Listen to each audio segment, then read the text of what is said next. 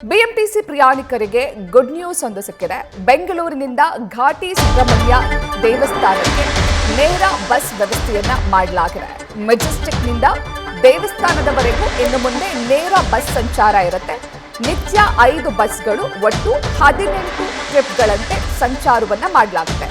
Kempegowda bus ನಿಲ್ದಾಣದಿಂದ Vijayapura express ಬೆಳಗ್ಗೆ 6ರಿಂದ ರಾತ್ರಿ 9:30 ತನಕ ಬಸ್ ಸಂಚಾರ ಆರಂಭ ಆಗುತ್ತೆ. ಪ್ರತಿ ಅರ್ಧ ಗಂಟೆಗೆ ಅಥವಾ 1 ಗಂಟೆಗೊಂದು ಬಾರಿ ಬಸ್ ಸಂಚಾರ ಇರುತ್ತೆ. ಘಾಟಿ ಸುಬ್ರಹ್ಮಣ್ಯ ದೇವಸ್ಥಾನಕ್ಕೆ ತೆರಳುವವರೆಗೆ ಇದು ಒಂದು ರೀತಿ ಖುಷಿ ಸುದ್ದಿ. ಯಾಕಂದ್ರೆ ಇನ್ನು ಮುಂದೆ ಬೆಂಗಳೂರಿನ ಮೆಜೆಸ್ಟಿಕ್ನಿಂದ ಘಾಟಿ ಸುಬ್ರಹ್ಮಣ್ಯ ದೇವಸ್ಥಾನಕ್ಕೆ ನೇರ ಬಸ್ ಸಂಚಾರ ಇರುತ್ತೆ.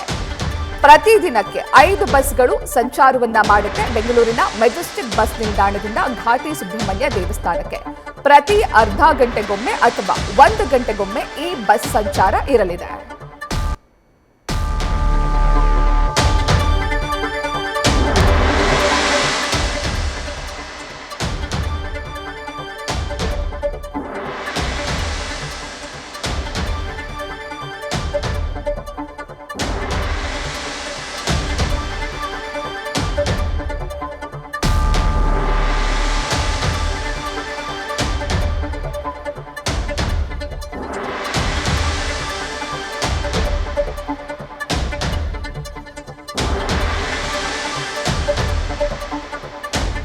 ಘಾಟಿ ಸುಬ್ರಹ್ಮಣ್ಯ ದೇವಸ್ಥಾನಕ್ಕೆ ಪ್ರತಿನಿತ್ಯ ನೂರಾರು ಸಂಖ್ಯೆಯಲ್ಲಿ ಭಕ್ತರು ತೆರಳುತ್ತಾರೆ, ದೇವರ ದರ್ಶನವನ್ನ ಪಡೆದುಕೊಳ್ತಾರೆ.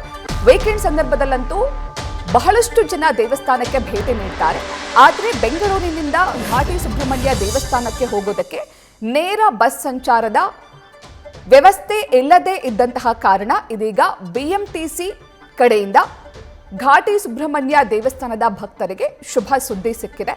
ಇನ್ನು ಮುಂದೆ ಬೆಂಗಳೂರಿನ ಮೆಜೆಸ್ಟಿಕ್ನಿಂದ ಘಾಟಿ ಸುಬ್ರಹ್ಮಣ್ಯ ದೇವಸ್ಥಾನದವರೆಗೂ ನೇರ ಬಸ್ ಸಂಚಾರ ಇರಲಿದೆ.